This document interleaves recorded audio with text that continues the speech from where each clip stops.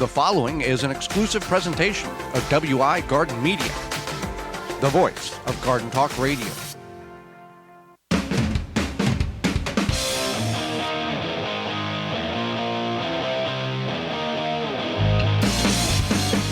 Coming up on the program today, we're going to discuss volunteer plants in your garden, as well as edible perennials that you might want to include in next year's garden. Our guest is author Susan Poizner, and we'll answer your garden questions. The hour is full, so join us. You are listening to the most informationally packed hour of garden-focused radio in the country and on the internet with your host, husband and wife team Joey and Holly Baird. This is the Gardening with Joey and Holly radio show. And welcome to another edition of the Gardening with Joey and Holly radio show. Happy you've taken time out of your day to allow us to be part of it. I am your host, Joey Baird. Beside me is my wife, co-host, best friend, and gardening partner, Holly Baird. This program is for you, about you, to help your garden grow better, to maintain your landscape, grow healthier trees, make your grass look greener, as well as preserving what you grow.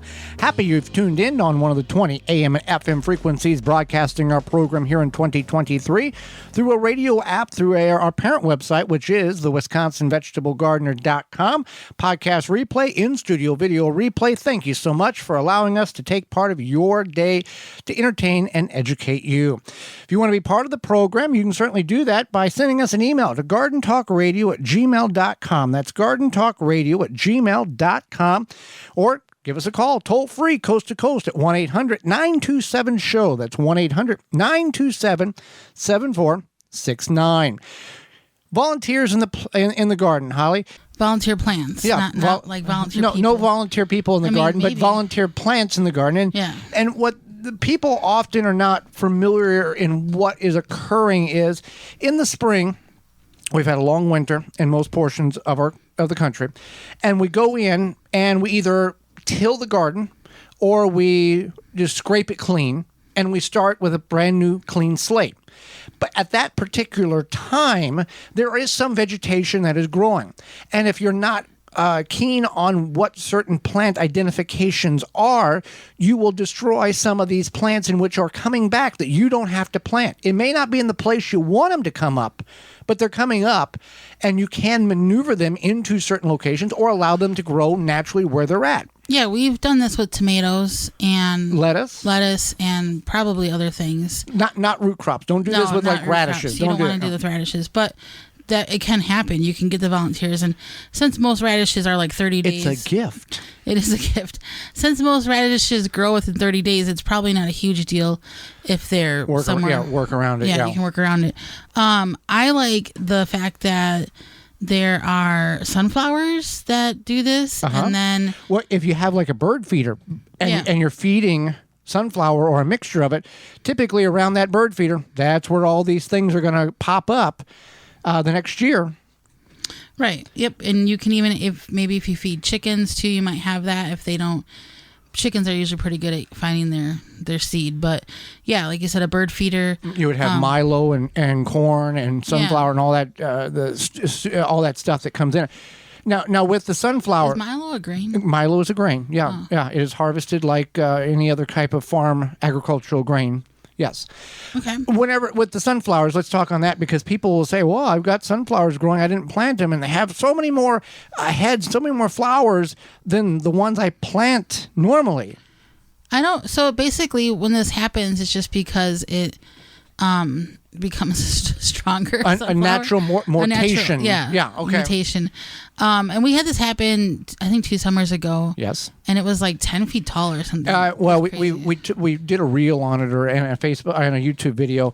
How tall was my sunflower? I think it was 16 foot, and it had 8 or 10 or 12 flowers on it, and the stalk was over 3 inches across, not around, across. It was like a tree. And it was solid, which I probably should have known this, because with the excessive winds, you just can't have sunflowers being hollowed stem and stand up. Right. It was a solid stem that I used an actual wood saw, hand saw, to cut it down. And there was some storms in the area. And trees were toppling. Yeah, trees were toppling over. And we had this sunflower that just was like, whatever. Yeah. Tomatoes, yes. You can get, if you're not picking your tomatoes, or they've fallen or they've rotten and you just chucked them in other portions of the garden, you're going to have them come up. Now, You don't know if it is a Wisconsin 55 or a Abraham Lincoln or a mortgage lifter, whatever comes up. Now, free plants is free plants, and they're going to do just fine.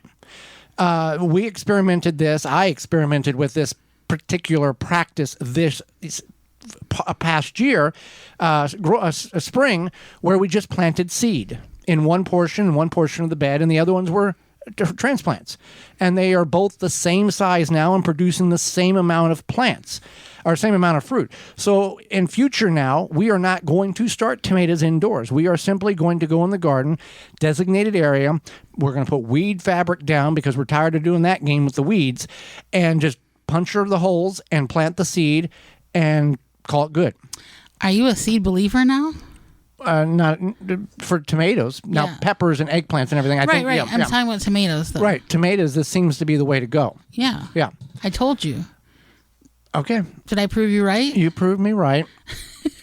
I'm kind of glad we're not going to plant tomatoes inside just because. Space. I mean, yeah, it's space. And I'm really invested in my goth garden. And so I might have to start some seeds inside. We talked about that last week on the program. If you didn't hear that, you can certainly send us an email to gardentalkradio@gmail.com. We'll send you the podcast link to that. You can also find it under Season 7 tab at our website, the WisconsinVegetableGardener.com. Pumpkins. We just harvested a pumpkin the size of a volleyball. It's probably about 2.5 pounds, maybe 3 on the high end. But it was, I don't know, apparently one of the beds had pumpkins in it. We haven't planted pumpkins in years. We've never planted pumpkins at all in our raised beds. No. So we don't know where this came from. Yeah, it is just a traditional orange jack-o'-lantern pumpkin. That's all it is. We never did? No. There was pumpkins there about 10 Maybe years it came ago. from like the compost. Well, possibly. That would possibly be the only explanation because we had all kinds of compost. Yeah, and it wasn't broken.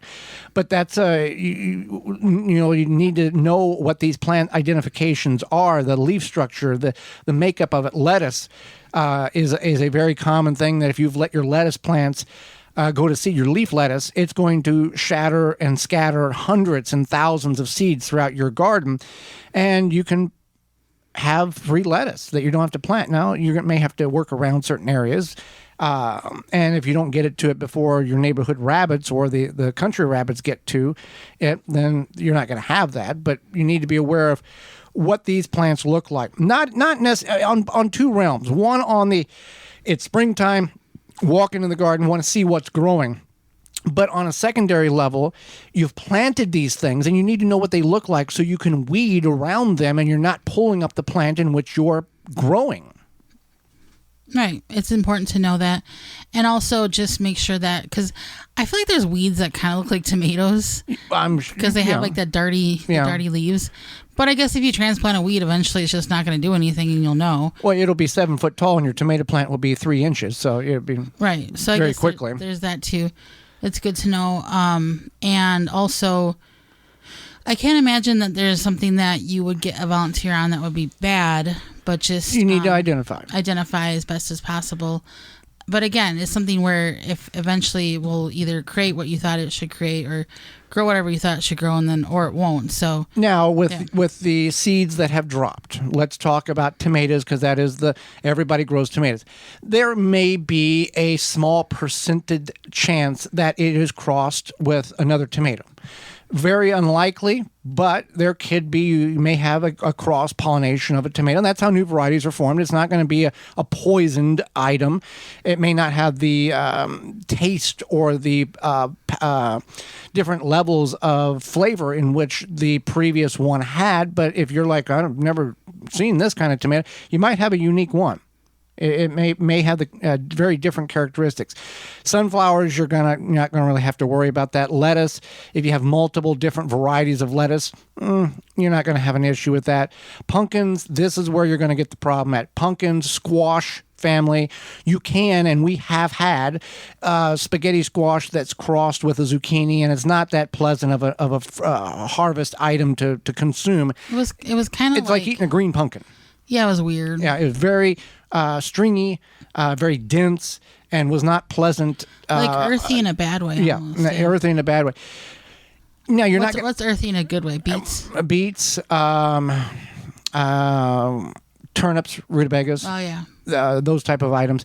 Now with the pumpkins and the squash and everything, it's if you're growing it this year and it looks fine, that's fine. But if there's a chance of pollination cross, then you don't want to save those seeds. Use those pumpkin seeds for pumpkin seed flour or roasted pumpkin seeds or a variety of other types of dishes which you can save.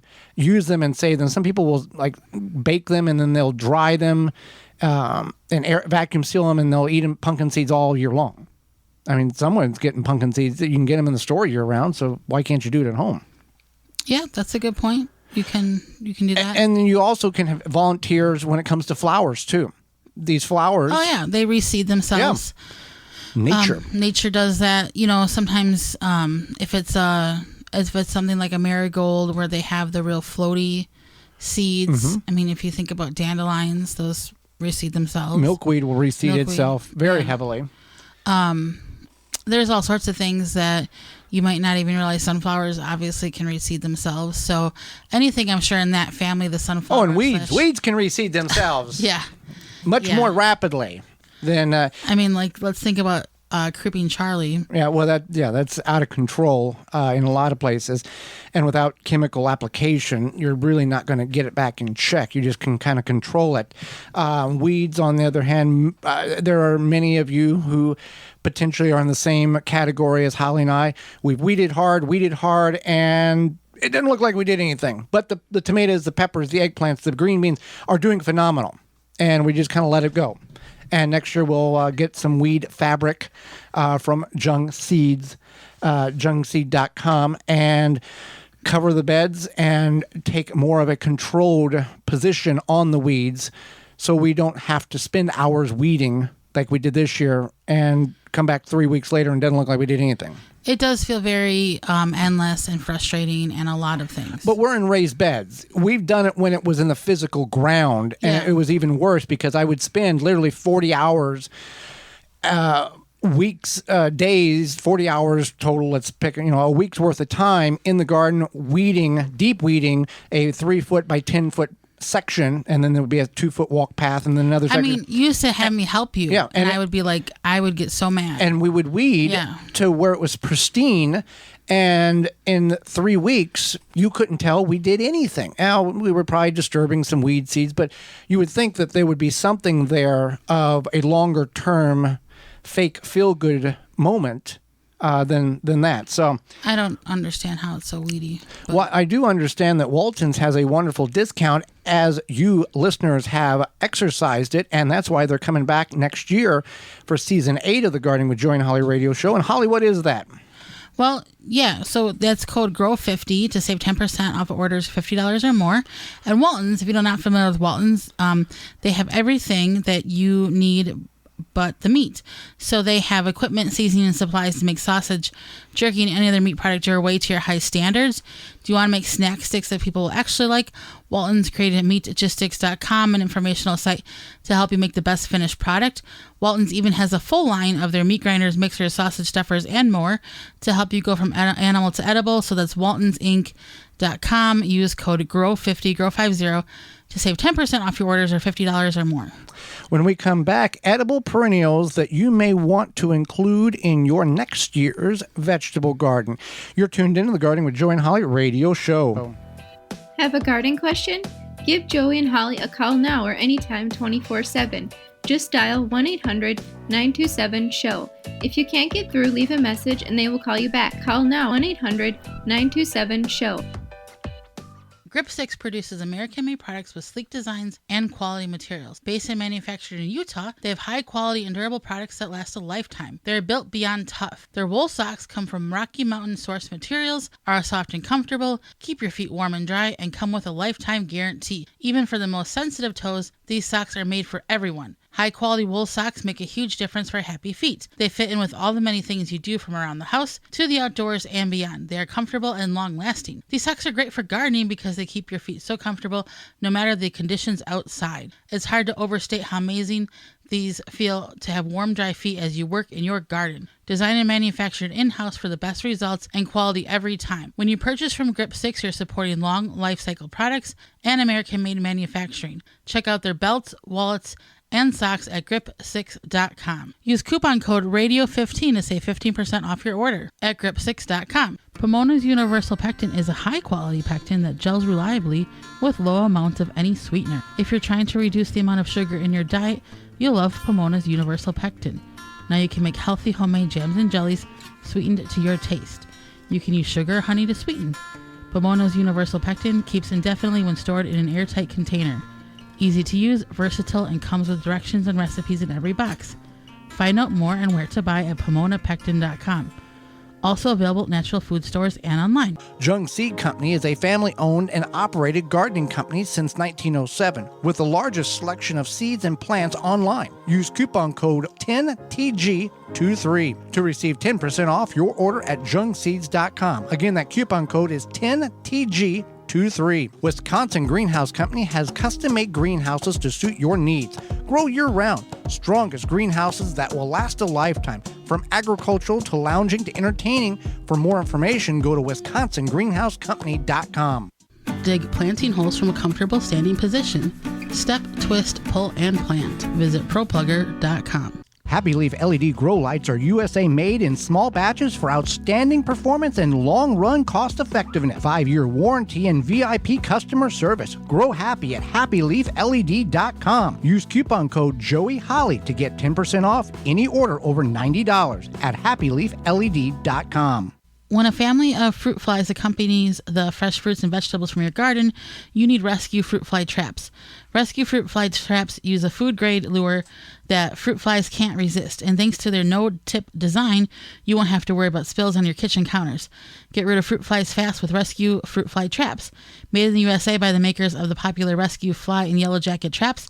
Learn more at rescue.com. That's RESCUE.com. The Gardening with Joy and Holly radio show is brought to you by the following: Dripworks, Rise Gardens, Grip 6, Bloomin' Easy, Fleet Farm, Waltons Incorporated, Blue Ribbon Organics, Tree Diaper. Find all sponsors at the WisconsinVegetableGardener.com and thank them for their support.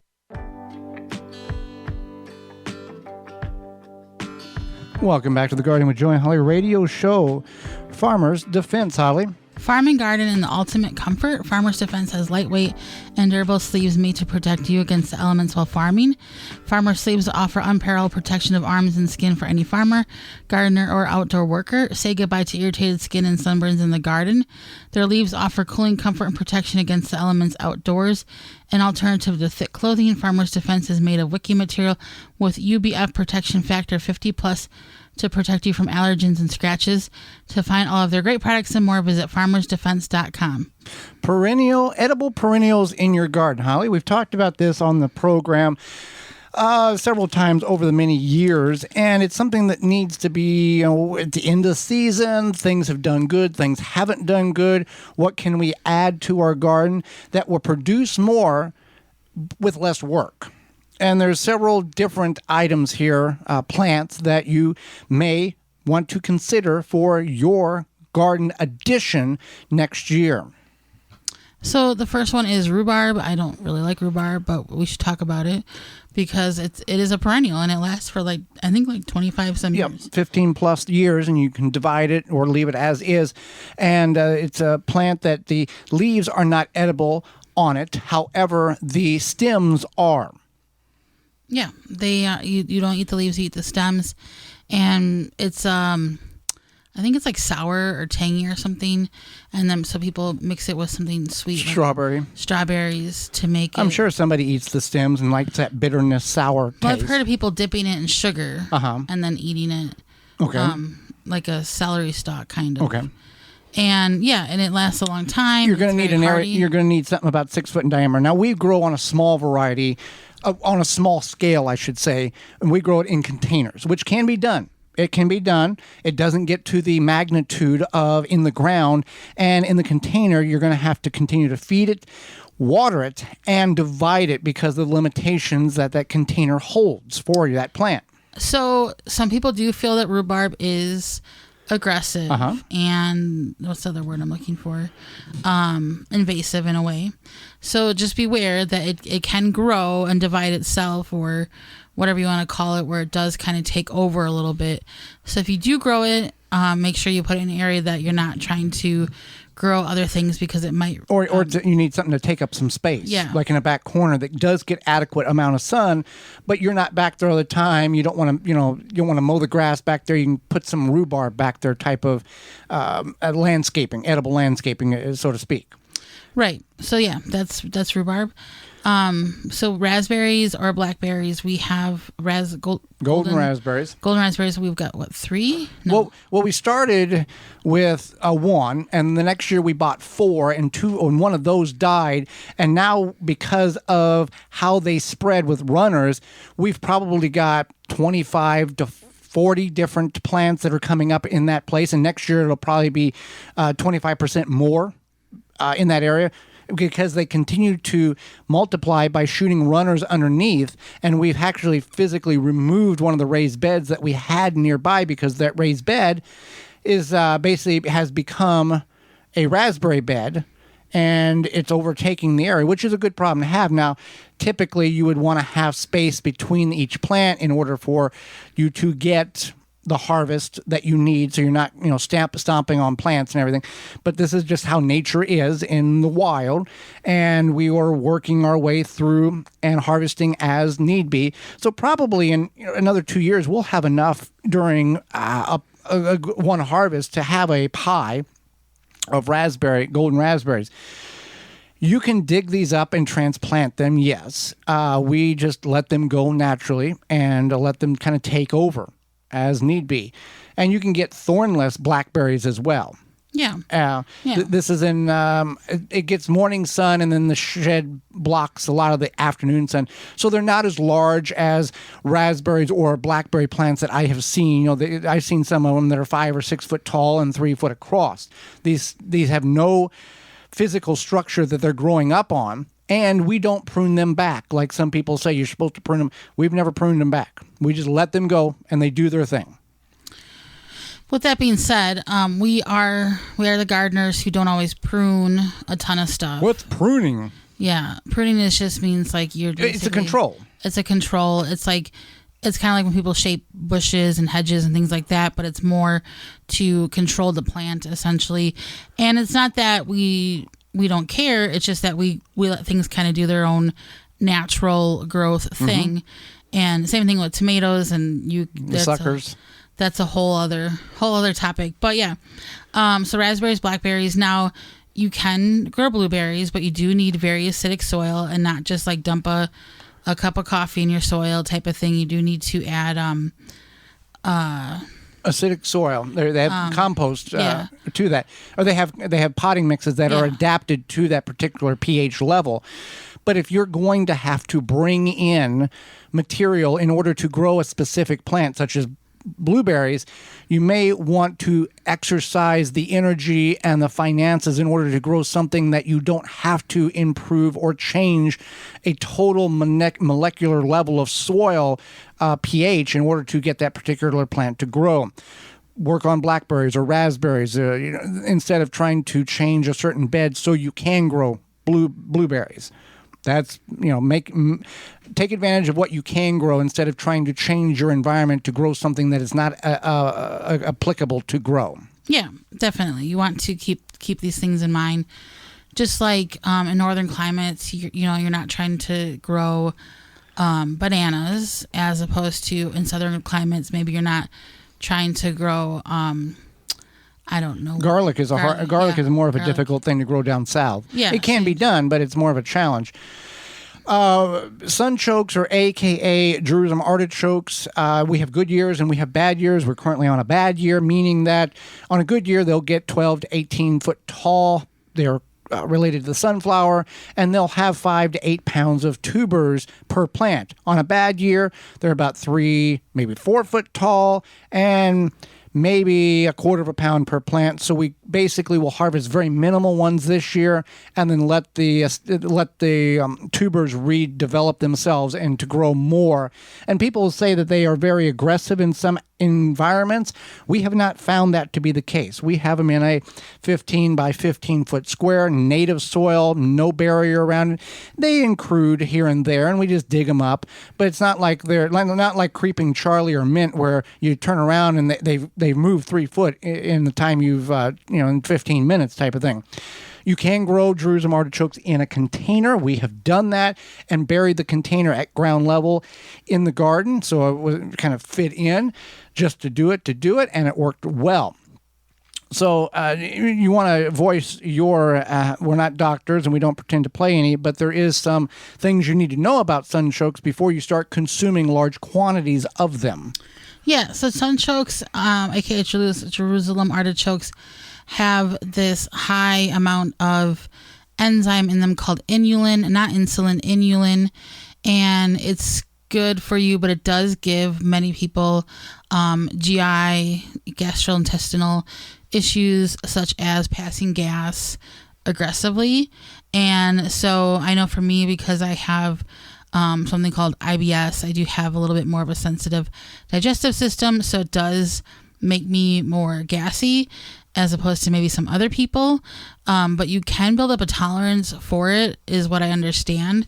Otherwise, if you do something where you put it in a soup or like a stew, or you just have a little bit at a time, you're okay. It's just like, you're like, oh, this is delicious. These are really good. And then you eat, a bunch of sunchokes, and then you're having regrets later. Some, not all. Not all. Yeah. And then, some people don't have that, like you talked about. Right. Yeah. And so it's just good to know how it could affect you. Now, sunchokes are delicious, and they are kind of like a survival vegetable because of how they do come back, and they do grow very, very well. And unless you knew what you're looking at, you wouldn't know what they were. And they kind of grow in like garbage soil. So there's that too. Like, they don't really care. They're like, hey, this is okay. Like, right, you got to put the water to it, which we don't have. We've never put water to ours, which has the limitations of why some years are really good and other years aren't good for us. We have the white variety. There is a burgundy variety that's, I believe, is a little more rare to grow, and these tubers can be marble size up to essentially the size of a tennis ball, very gnarly looking. And however you cook these or consume them, do your best to peel them. That will get most a good percentage of the earthiness off of them, because if you try to eat them with the just clean skin, it's very, very unpleasant, at least for our taste buds. You want to try to peel them as much as possible to get that off. Asparagus is another plant that takes will last 20 to 30 to 50 years, so it may outlive you in your garden, but to get it established, it takes about a good 4 years to really get things going. And if you have the space, there are charts to know how much you should grow for X amount of size family, but put more in than you think you need. We should have doubled what we planted 4 years ago, because we're not getting the quantity that we would like. But asparagus, there is a purple variety. There is a green variety. The white variety that you see in the store or you see online, what is occurring there is it's growing, but as it grows, they mound the soil over and prevent the sun from getting it, and they're actually bleaching it, not like in a chemical sense, but in a agricultural sense of removing or preventing light from getting to it in order to do the photosynthesis that it needs to do. I don't know what the advantage of that is. I'm sure there's some I think health. It just looks cool, maybe. I don't know. Well, looks cool and has a nice price tag, I assume, if something look cool. Right, but the more, like, the greener vegetables are, the darker anything is. Eat your vegetables a color. Yeah. The more nutrient dense they typically are. Like, if you look at something like a dark green kale versus an iceberg lettuce, and you see that contrast, that kale is naturally more nutrient dense because of how just how it is, and then iceberg is not. Iceberg has basically 0% value. It gives you fiber. I mean, the nutrient value is like 0.19%. It's a terrible low number. Right. So just keep these things in mind that I guess I could look up to see if white asparagus has any nutrient difference than regular asparagus, but sometimes things are a gimmick, like I was at the store the other day and they were selling greenish pumpkins and calling them fairy tale pumpkins. I don't think that's true. I was like, what? They were just green pumpkins, but whatever. I don't know. So I didn't look at the price tag. I just kind of shook my head and kept going. So yeah, asparagus is something that you should grow. Well, just because fall has occurred now, nights are getting colder, days are getting shorter, kids are in school. Don't forget about your lawn. There's some things in which you need to do now to prepare it so you don't have problems next spring. Just because fall is here, we don't want to forget about our yards and Japanese beetles either. They may be gone, but they're not far. Not only did they feast on your roses and berries this summer, they laid eggs on your turf so you can start again next year. Take a stand with Phylum's Grub Gone. Grub Gone is a non-chemical BT granule that specifically targets scarab pests and their larvae. Simply apply the granule with a spreader, irrigate it into the soil, and let the naturally occurring bacteria do its job. The best part about Grub Gone, it is non-chemical choice that effectively controls grubs and is non-toxic to bees and other pollinators. In fact, Grub Gone has no label restrictions to be used around flowers. So you can find more out about Grub Gone at grubgone.com or phyllumbioproducts.com. When we come back, author Susan Poizner, how you do that? Susan Poizner. Poizner, author, will be with us right after this. You're tuned in to the Gardening with Joey and Holly radio show. Got a question for Joey and Holly? Send it via email anytime to gardentalkradio@gmail.com. Need a new mattress? Choose Furlow over the other leading brands and save big, really big. Because hey, nobody ever slept better for paying thousands more for basically the same mattress. Plus, with Furlow mattress, you also get our exclusive lifetime comfort guarantee. Good for as long as you own your mattress.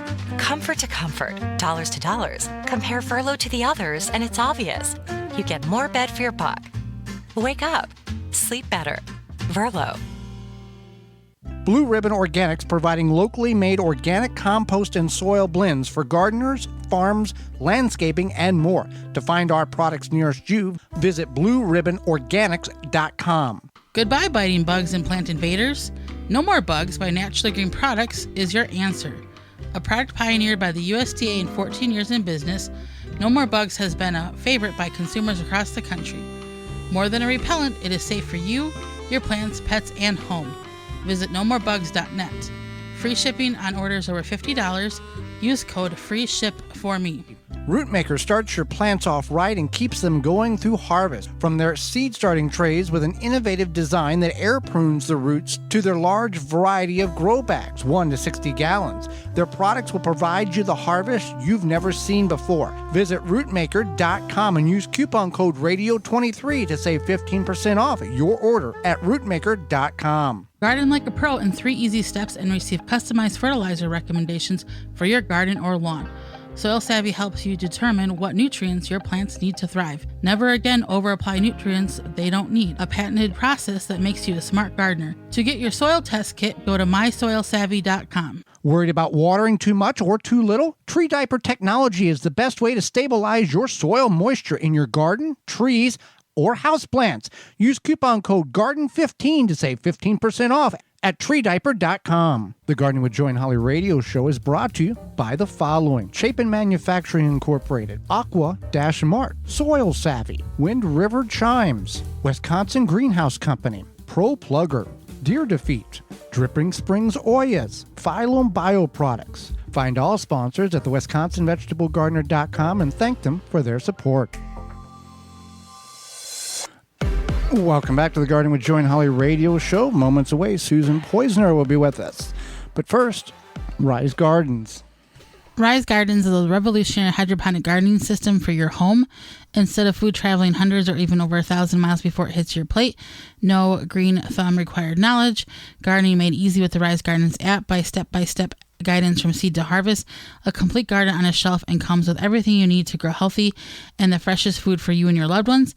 Fully customize your garden to your needs and preferences. For more information and get your Rise Garden, visit risegardens.com. Holly, let's go to the hotline and bring in our guest for this week. Susan Poizner is a journalist, filmmaker, urban orchardist, and she has created orchardpeople.com. And for the past couple of weeks, her book, Grow Fruit Trees Fast, has been on the Amazon #1 bestseller in the gardening and horticultural fruit section.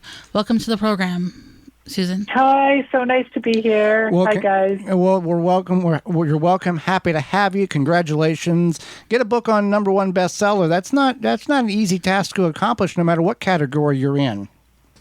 Well, I'm very excited about it. That's all I can say. I'm sure, yeah. What inspired you to create OrchardPeople.com?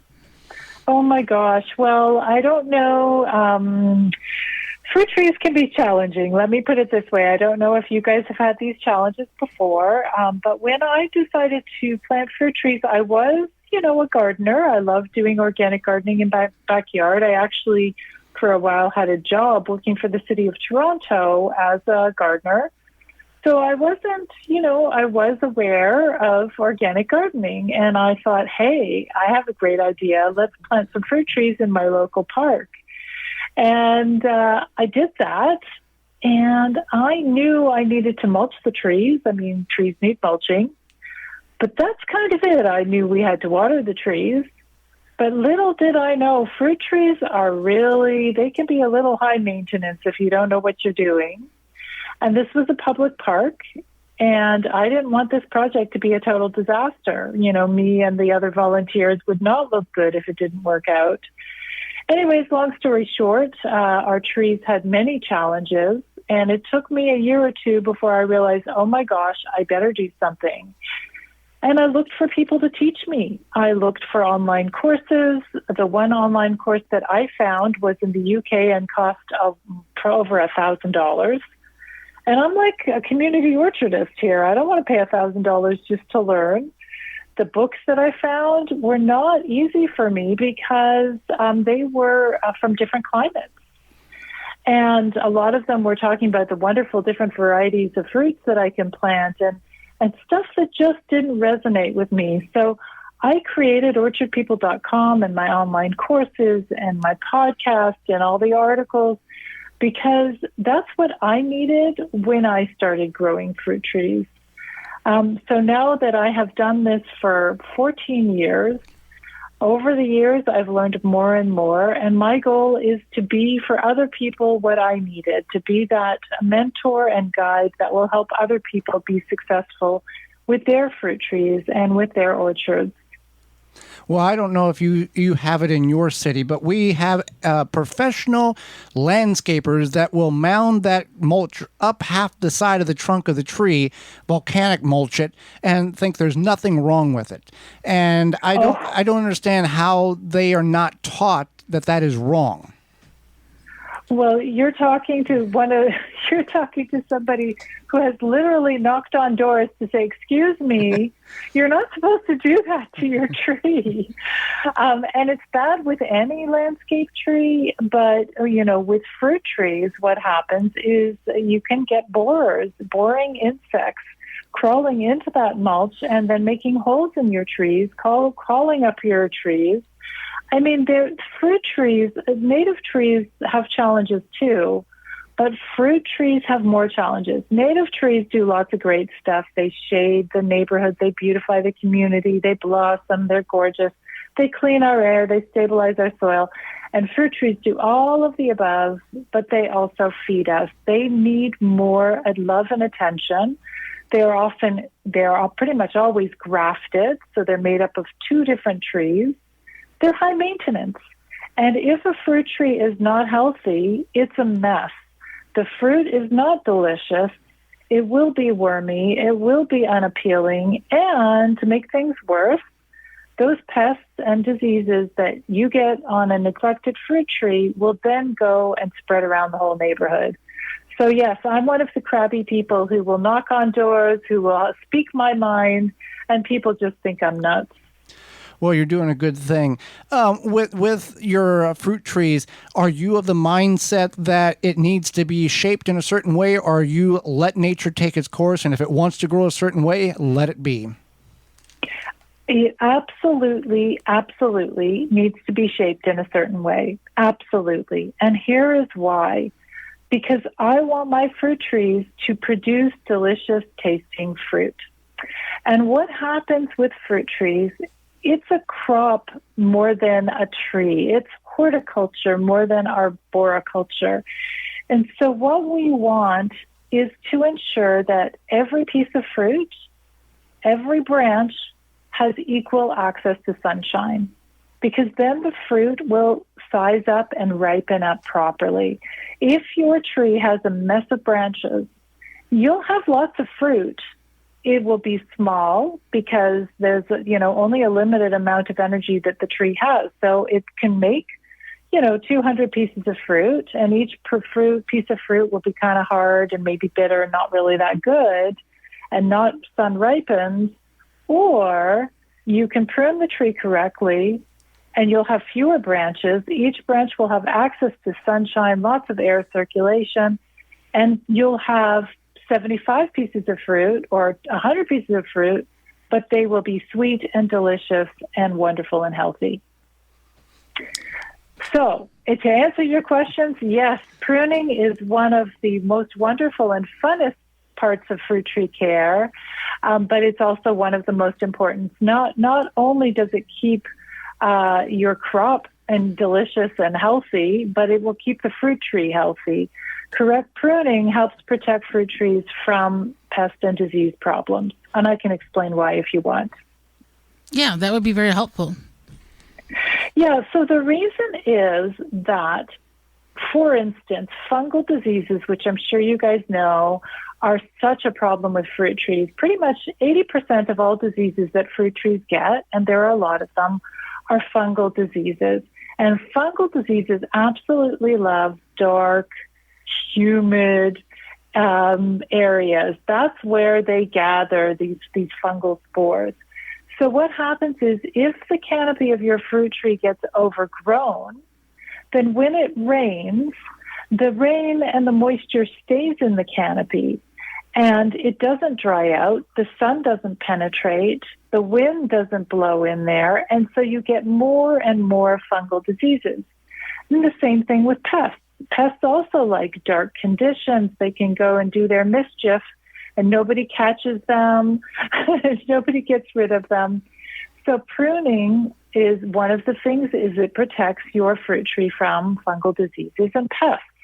The other thing it does, and I'll tell you guys a funny story, in 2013 we had a terrible ice storm here in Toronto. And this city was a mess. Like all the big trees, all sorts of trees were falling down, branches broken, cars smushed.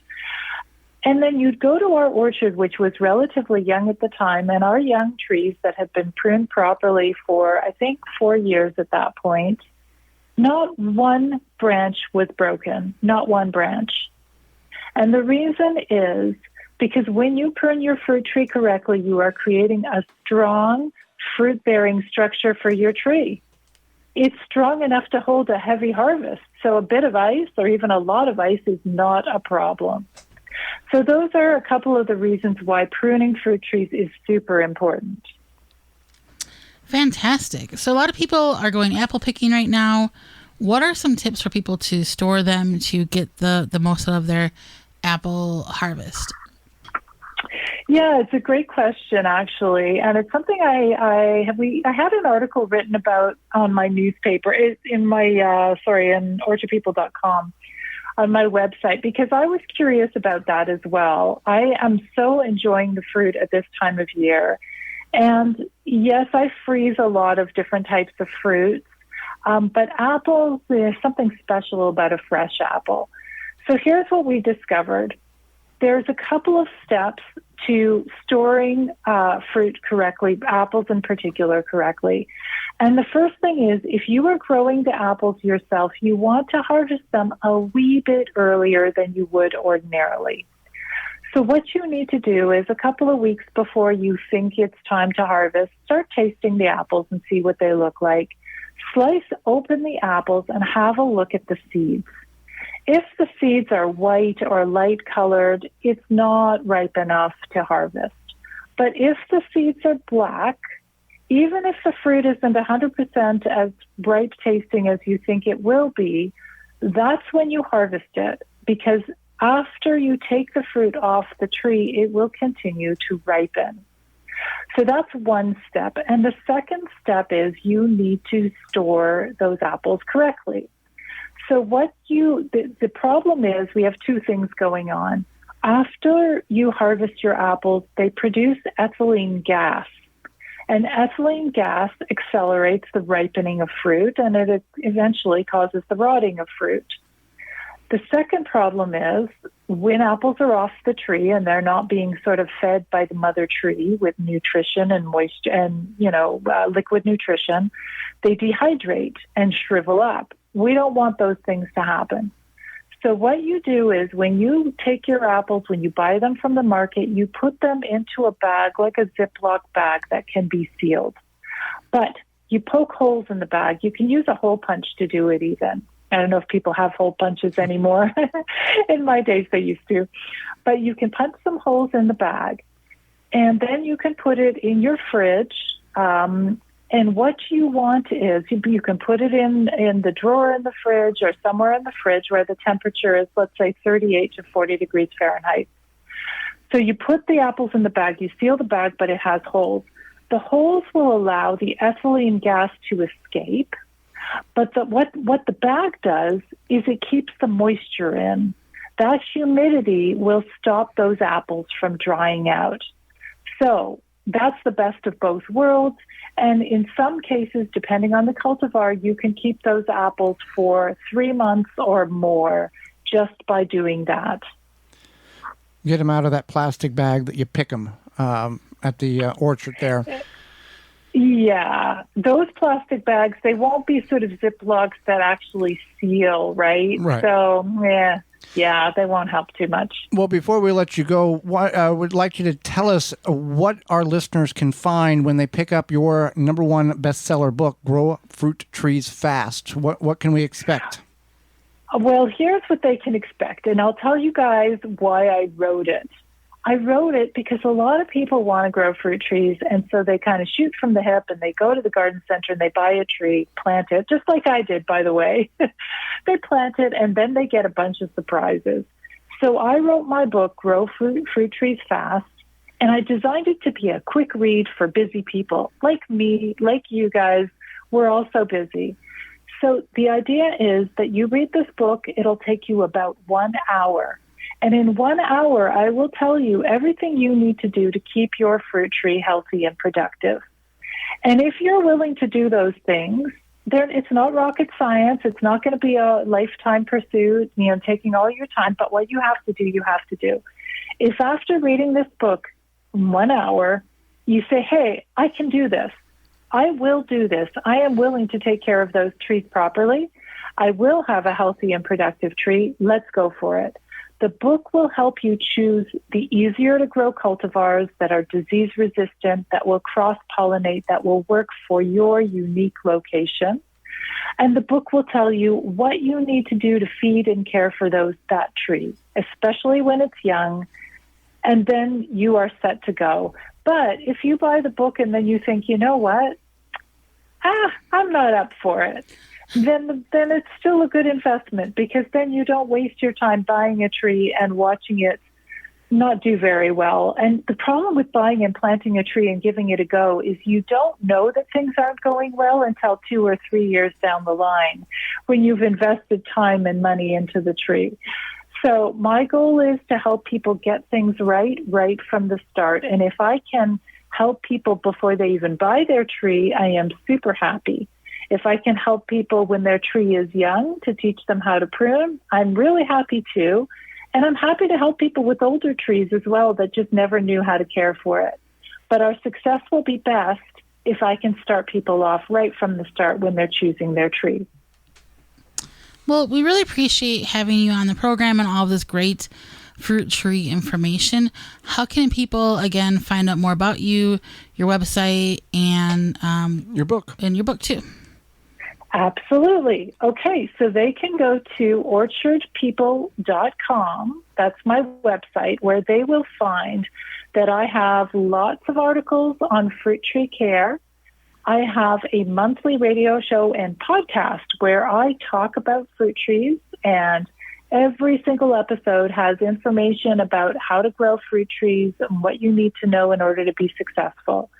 I also have online courses at orchardpeople.com. So if you're ready to jump in with both feet and you really want to learn how to do it properly, I've got courses that can teach you at orchardpeople.com as well. And my book, Grow Fruit Trees Fast, which I am so excited is the #1 bestseller at the moment on Amazon.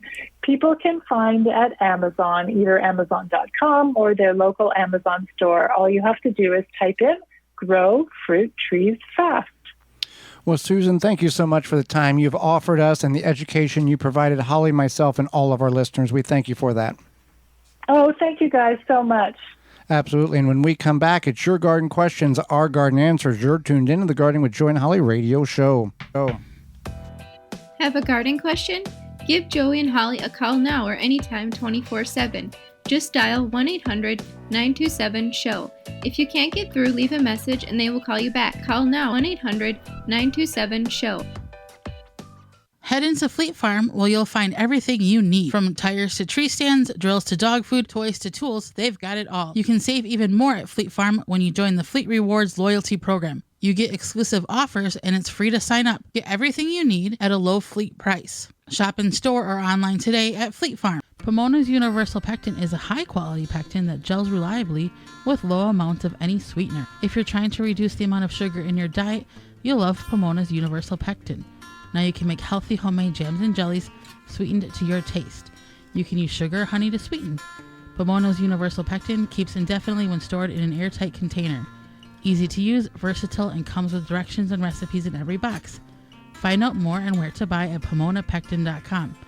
Also available at natural food stores and online. Tree Hugger sprinklers are the ultimate watering device for either your newly planted or established trees and shrubs. Our sprinklers open and close around the trunk of your tree and provide 360 degrees of watering. With our adjustable valve, you can direct the water to your tree's targeted saturation zone. They come in 3 sizes, 7, 11, and 15 inches. You can purchase a Tree Hugger sprinkler at your local garden center, feed store, or hardware store. Go to treehuggersprinklers.com to find a retailer close to you. Or you can buy it directly from Amazon or treehuggersprinklers.com. If you're an independent nursery, garden center, hardware store, or feed store, you will want to stock this product. Contact the good people at Tree Hugger Sprinklers and they will get you set up. Your tree's best friend. treehuggersprinklers.com. Make watering easy. DripWorks provides quality drip irrigation supplies and equipment to gardeners just like you for all your growing needs across the U.S. and Canada.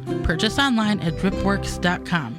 The Gardening with Joy and Holly radio show is brought to you by the following: Happy Leaf LED, Root Maker, Jung Seeds, Tree Hugger Sprinklers, Verlo Mattresses, Farmer's Defense, Pomona Universal Pectin, Natural Green Products, Mantis Tillers.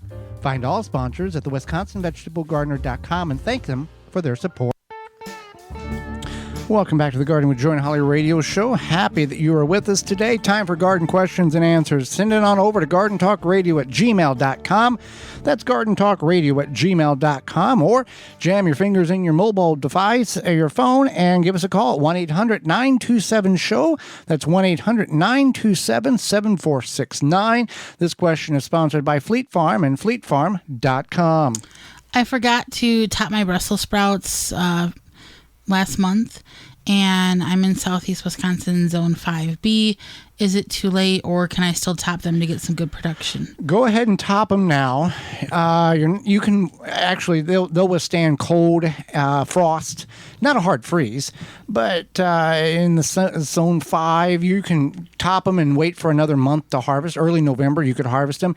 You're not going to get the massive return on a size as you would if you would have done it about 45 or 50 days ago, but you will get some. So go ahead and trim the tops off 6 inches off the top growth, the vertical growth of it, and that will put the plant in a stress mechanism to get it to start developing larger Brussels sprouts, larger sprouts, and then you will have decent size sprouts or better size sprouts than what you do right now. Well, let's go to the hotline, Holly, and we've got a question from Tim, who listens to us on WJOL 1340 AM. out of the Joliet area. Hi, my name is Tim. We live about 50 miles south of Chicago in Wilmington, Illinois. And I was wondering, I need to plant some grass. Should I do it now or should I wait till spring? And the other thing is, I keep getting a bunch of mushrooms in this one area of my yard. Is there any way of getting rid of them? Thank you. All right. Well, thank you for listening to the program. And for the grass planting, Holly? Yeah, so for the grass planting, you want to plant your grass now. You can do it again in the spring, but what you would do is you would you could weed it. You want to seed and feed your lawn in the fall. So you seed and feed your lawn in the fall. If it's necessary, seed it. If it's not necessary, you can feed it. And then come spring, you'll have an idea of maybe if you need to plant more grass, seed or reseed or whatever. For the mushrooms, what you want to do is you want to pluck them out because those mushrooms create more spores. When you do that, use gloves because you don't know if your toxic things, or your hands are toxic, or these mushrooms are toxic or not. Yeah, and then you want to throw them away. Then if you want to, you could aerate the soil if that's not something you want to do. There are many ideas where you could do something where you use vinegar on that grass and you just take about 2 tablespoons per gallon of water and spray that area. If it's a low-lying area, then those mushrooms will likely to keep returning because they have that perfect wet, moist condition. So you want to either, if you could, somehow, I don't know, lay some soil down and then seed that to kind of raise it a little bit. If that's not an option, just definitely keep any pets or children away from that area and continue to pluck the mushrooms as soon as they come up because that will help reduce the mushrooms a lot. The spores. Yeah. All right, let's go to WAAM 1600 AM out of Ann Arbor, Michigan. Ilona has a question for us. This is Ilona from Highland, Michigan. And my question is, how do you get rid of moss? We have a gravel driveway, and with all the rain that we've had here in Michigan, the moss is taking over. It looks like a green carpet. So thank you very much. Bye-bye. All right. We appreciate you listening to the program over there in Michigan. And your driveway is a green carpet now. So there is an application of organic matter in which you can do here, Holly. Yes, you can mix 2 to 3 tablespoons of baking soda with 1 quart of water or 1 cup of baking soda with 1 gallon of water. Repeat that again slowly for all of us. 3 tablespoons for 1 quart, 3 tablespoons of baking soda for 1 quart, or 1 cup for 1 gallon. What you do is that you go out there, you mix this up, and you shake in a pump sprayer. Or you can probably do it in a watering can of some sort. A sprayer is best. Okay. Yeah. It's going to help you apply it nice and evenly. So you mix it up, and then you just spray the moss directly. And the nice thing about this is that if you have a gravelly driveway, it's going to settle into those grooves and help get rid of the moss. But you can also kind of break it up too with like a garden rake or like a garden rake. Just drag it over to disrupt the current layer of rock that you've got sitting there. I mean, don't like totally rake your whole driveway, but kind of mix it up a little bit. Agitate it and then spray Poke at it. And then spray that. If you have a flat driveway, that's not going to work. But since you have a gravelly driveway, you can kind of mix it up a little bit. But either way, spraying the baking soda water combination should get rid of it. Because it has an acid in it. Yeah, it may have to have a couple of applications for such, but especially if it rains, a little while after, you want to make sure there's no chance of rain there. Okay, I've planted a lot of kale and I have been harvesting it slowly. When is the final time for me to harvest it? I've heard it still survives frost and a light freeze.